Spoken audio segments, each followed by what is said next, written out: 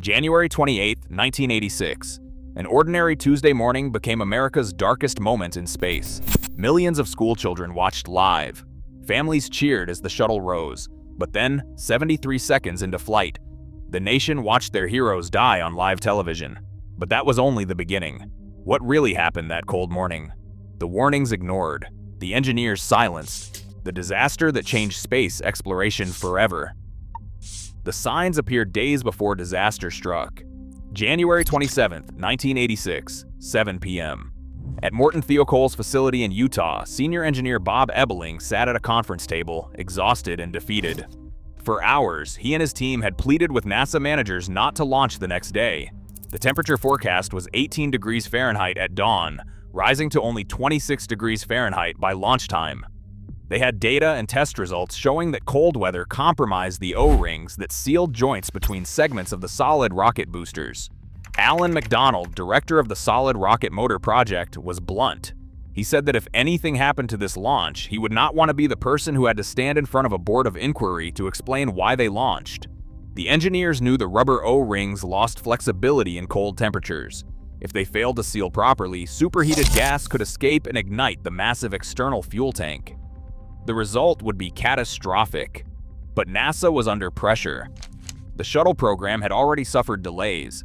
This mission had been postponed 3 times, and each time something went wrong.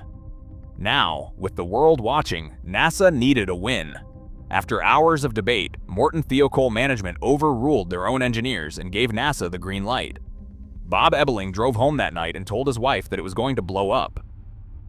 The cold snap continued through the night. By dawn, Kennedy Space Center looked more like an ice sculpture than a launch facility. Icicles hung from the launch pad structures. Ice coated the shuttle. On January 28, 1986, at 6 a.m., Rockwell International engineers expressed concerns about the ice. But NASA managers pushed forward. At 9:07 a.m., the crew began boarding Challenger. Inside, 7 astronauts prepared for their mission. The commander was Francis Dick Scobie, an Air Force veteran with 1 previous shuttle flight. The pilot was Michael Smith, a Navy officer on his first space mission. Mission specialists were Judith Resnick, Ellison Onizuka, and Ronald McNair. The payload specialist was Gregory Jarvis.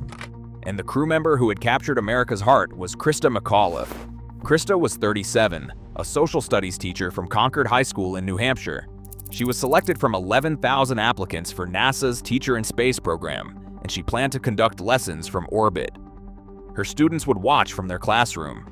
Her husband Stephen and their 2 children, Scott and Caroline, sat in the VIP viewing area at Cape Canaveral with their parents, Ed and Grace Corrigan. Across America, approximately 2.5 million students gathered in classrooms to watch the launch live via satellite. It was supposed to be a historic moment. The first teacher in space. At 11:15 a.m., the ice inspection was completed. During the final hold at T-9 minutes, every member of the launch team gave their go for launch. No one raised the O-ring concerns again. The engineers in Utah watched helplessly from 2,000 miles away. 11:38 a.m. Eastern Standard Time, the final flight of Challenger began. Main engines ignited and the solid rocket boosters thundered to life. The shuttle lifted off Pad 39B, climbing into a crystal-clear Florida sky. The crowd cheered. In Concord, students erupted in celebration. Christa McAuliffe's parents held hands, beaming with pride. For 58 seconds, everything appeared normal. The shuttle climbed steadily. At 40 seconds, Challenger passed through Max Q, the period of maximum aerodynamic pressure. At plus 57 seconds, Mission Control said Challenger go with throttle up. At plus 58 seconds, Commander Scobie said Roger go with throttle up. Those were the last words from Challenger's crew. At plus 59 seconds on the right solid rocket booster, the bottom O-ring failed completely. A plume of flame erupted from the joint, invisible to most observers but captured on camera. The flame grew, acting like a blowtorch aimed directly at the external fuel tank. At plus 1 minute 5 seconds, the flame breached the external tank's liquid hydrogen chamber. Pressurized hydrogen began leaking. At plus 1 minute 10 seconds, wind shear pushed the shuttle. The flame widened. Flight controllers saw nothing wrong on their screens. All systems showed green. At plus 1 minute 12 seconds, the bottom strut attaching the right solid rocket booster to the external tank failed, sheared off by the intense heat. Seconds later, the right booster rotated around its remaining upper attachment. its nose slamming into the external tank like a battering ram. The tank ruptured. 73 seconds after launch, Challenger disintegrated. A massive fireball erupted 46,000 feet above the Atlantic Ocean. But this was not an explosion in the traditional sense. The external tank's liquid oxygen and hydrogen mixed and ignited. The orbiter broke apart from aerodynamic forces far beyond its structural limits. The two solid rocket boosters, unaware they had killed their host, continued flying. They corkscrewed wildly through the sky until range safety officers remotely detonated them. In the VIP viewing area, the cheering stopped. Grace Corrigan's lips formed words that were caught on camera. She said, "I don't believe this." At Concord High School, 2,000 students watching on television fell silent. Across America, millions of children experienced trauma that would haunt them for years. Studies later showed that over 60% developed trauma-related fears within weeks of watching the disaster. At Mission Control at 11:39 and 13 seconds in the morning, Flight Director Jay Green stared at his screen. Data streams had vanished. The NASA commentator said, "Flight controllers here looking very carefully at the situation," and his voice was controlled but strained. Obviously a major malfunction. But everyone knew. This was no malfunction. This was death, broadcast live. The crew cabin, remarkably, remained largely intact during the initial breakup. It continued on a ballistic trajectory, arcing upward to 65,000 feet before falling back toward the ocean. For nearly 3 minutes, the cabin fell. Later investigations revealed a disturbing possibility. At least 3 of the 4 personal egress air packs had been manually activated. Someone had survived the initial breakup. The crew may have remained conscious, aware they were falling, unable to do anything but wait for impact. At 207 miles per hour, the crew cabin struck the Atlantic Ocean. The force was too violent for anyone to survive, but the horror of those final minutes haunted investigators forever. From February to August 1986, the U.S. Navy and Coast Guard launched the largest search and recovery operation in history. They recovered 118,000 pounds of debris. Piece by piece, investigators reconstructed what went wrong. The Rogers Commission, appointed by President Reagan, included former astronaut Neil Armstrong and physicist Richard Feynman. During a televised hearing, Feynman demonstrated the O-ring problem with elegant simplicity. He dropped a piece of O-ring material into a glass of ice water. When he removed it and tried to bend it, the rubber was stiff and inflexible.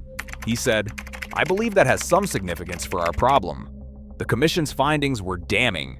The O-rings had failed due to cold weather, exactly as Thiokol engineers had warned, but the disaster went deeper than faulty seals. NASA's organizational culture had failed. Management ignored engineers' warnings. Launch schedules took priority over safety. The agency had become complacent after 24 successful missions. Bob Ebeling, the engineer who had fought so hard to stop the launch, blamed himself for decades. He said years later, "I think that was one of the mistakes that God made." He said he shouldn't have been picked for that job. In 2016, just months before his death, engineers and NASA officials told him, "You did everything you could. This wasn't your fault." The 7 astronauts were buried with honors. McAuliffe was buried in Concord, New Hampshire. Unidentified remains were interred at the Challenger Memorial at Arlington.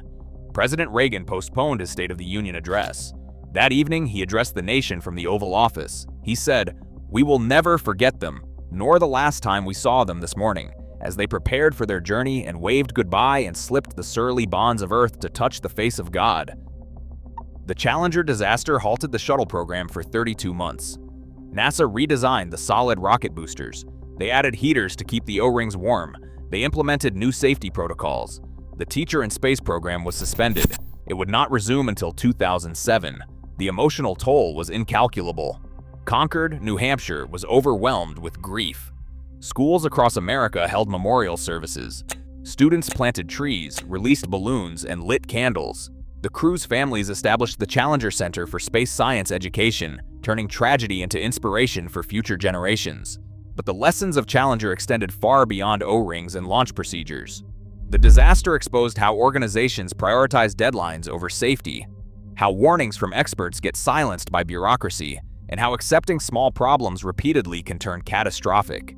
Challenger was not the last shuttle disaster. On February 1, 2003, Columbia disintegrated during re-entry, killing all 7 astronauts aboard. Once again, NASA's organizational culture had failed. Once again, engineers' warnings had been dismissed.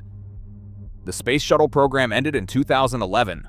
Of 135 missions, 2 ended in disaster. 14 astronauts died. The shuttle was retired, replaced by commercial space companies and a renewed focus on safety. Today, Christa McAuliffe's legacy lives on. Schools, planetariums, and scholarships bear her name.